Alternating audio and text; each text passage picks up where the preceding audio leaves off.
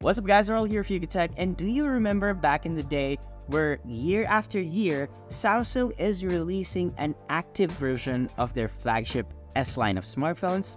Well, unfortunately, that iteration of active lineup has been discontinued, with the Galaxy S8 Active being the last version of it. Some might have missed those ruggedized made smartphones, some might not, but I personally loved it. Luckily, there is another smartphone company with the name of Doogee that is trying to bring back rugged smartphones to life. And today, we have the Doogee V31 GT, a ruggedized smartphone that packs a lot of features that is very useful for engineers, architects, or anyone who works in the field, or basically who is someone just adventurous. Side note, this device is by far one of the best rugged smartphones you can buy, and here's why.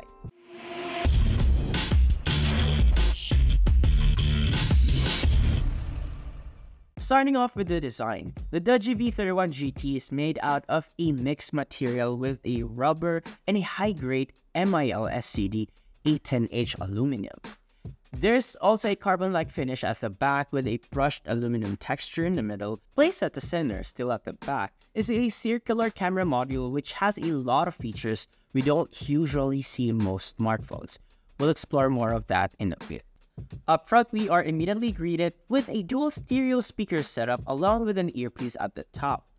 One of the letdowns that we think that this device has is that outdated looking 6.58-inch Full HD Plus display, which has a water drop notch. Now for button support, starting on the left side, we have a dual standby SIM card tray, which is removable with just your fingernails. Pretty nice. No need for those easy to misplace SIM ejector tools, and after that, we have a programmable button with 3 trigger options, namely one click, double click, and long press. You can program this key to open flashlight, launch the camera app, or any app that is installed on this device. Pretty neat feature. On the right side, we have the volume up and down buttons, as well as the sleep-wake button that also doubles as your fingerprint scanner. Nothing can be found at the top, while down at the bottom, we have the USB Type-C port that is covered with a rubber gasket to protect it from dust and water. And speaking of dust and water protection, this device is rated at IP68 and IP69K, which is an added protection for dust, high temperature, and high pressure water. Around the device, you will see Torx screws all around, which adds to the overall aesthetics of this device, assuming that this may also help you to easily take apart the Doogee V31 GT. Onto the display side of things, as we mentioned earlier, we have a 6.58-inch Full HD Plus IPS display with a resolution of 1080 by 2408, capable of producing 401 ppi.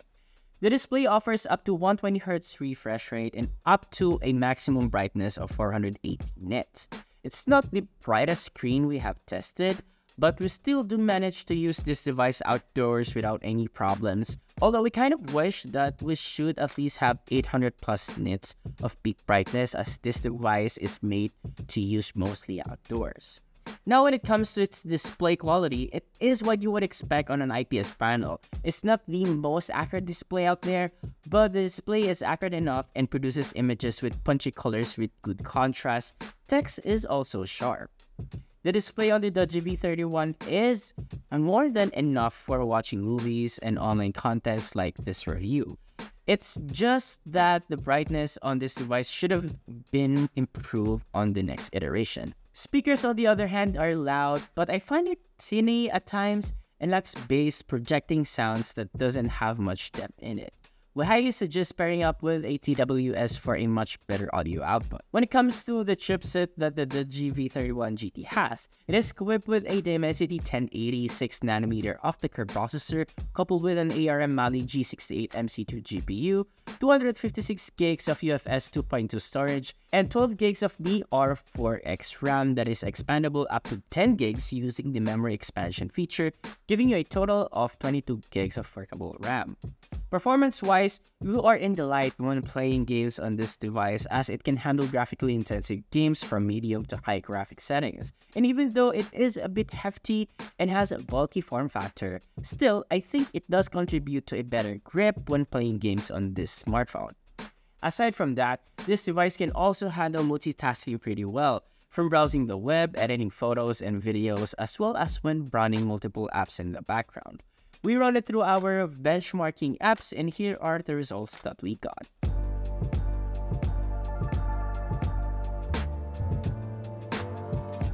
Now when it comes to its cameras, here we have a slew of sensors, namely a 50-megapixel Sony IMX766 main camera, 8-megapixel depth, 20-megapixel night vision camera, and a 0.3-megapixel thermal camera, which is a pretty cool sensor to use.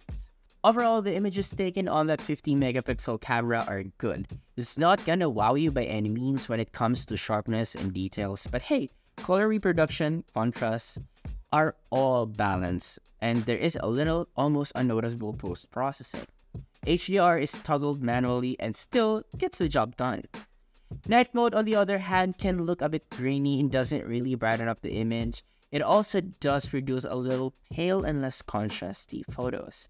Portrait, on the other hand, is good. It gets where your subject is, though it is not perfect, as there are times where it does struggle on tracing the edge of a subject, especially on subjects that have irregular shapes and look complicated, but overall, this feature works fine. Video, on the other hand, you can shoot up to 4K at 30 frames per second. There is no OIS in here, but there is EIS that is manually toggled through the settings. Video output is okay in daylight, but in dark environment, it looks kind of grainy. Now on to the night vision mode. We had so much fun time with this sensor, as you can really see clearly in super dark, no light kind of environment. Sure, it wasn't going to produce colorful night images, as night vision cameras only have black and white color projection, but it's pretty cool that you have that kind of feature just in your pocket. And mind you, that it's a 20-megapixel sensor, so you will definitely have an ample amount of detail on night vision images. Pretty cool and useful for when you're camping or simply want to record and observe animals at night in the wild. Next up is the thermal sensor that we have, which is accessible through a separate app called Infrared. Although it takes some time to load up, but once the app is open, you can take either a photo or video in this mode. It's a flagship grade 5G thermal camera that captures thermal patterns in real time. This is a very useful and helpful for engineers and other workers in the field, as this enables you to pinpoint potential issues on a machine or anything alike before they escalate into bigger issues. Or maybe you're just like me who wants to capture artsy images, but nonetheless, this is a pretty cool and very useful feature. Now for its battery, it is a whopping 10,800 mAh battery, which has support for 66-watt fast charging. Doogee claims that this charging included in the box can charge this device from 0 to 35% in just under 15 minutes, and in our testing, it is somewhat accurate. Doogee also claims that this device has a standby time of 37 days, which is amazing, and 3 up to 5 days of normal use. And for the record, it has the longest battery usage that we have tested in this channel. With all that, needless to say that this device can be a great tool for going in the wild, camping, or even just for emergency purposes, as this device will definitely last you as long. Now to conclude this video, the Doogee V31 GT is not really for everyone, but for its target consumers, this device is definitely a kicker. It's got a sleek looking design, though that teardrop notch on the display is a bit on the older side, but generally, the design and made of the V31 GT is really durable. Battery-wise, this device is really reliable, especially in emergency situations like, say, a typhoon, where there is a possible wide and long power outage. Performance is good, display is okay. There's also 5G connectivity on board, ensuring that you have a data connectivity on the go. Cameras are also great, and it's packed with features that most regular smartphones doesn't have, like thermal and night vision cameras. And overall, we appreciate Doogee on creating and continuously innovating on this segment of smartphones. And there you have it, guys. What do you guys think about the Doogee V31 GT?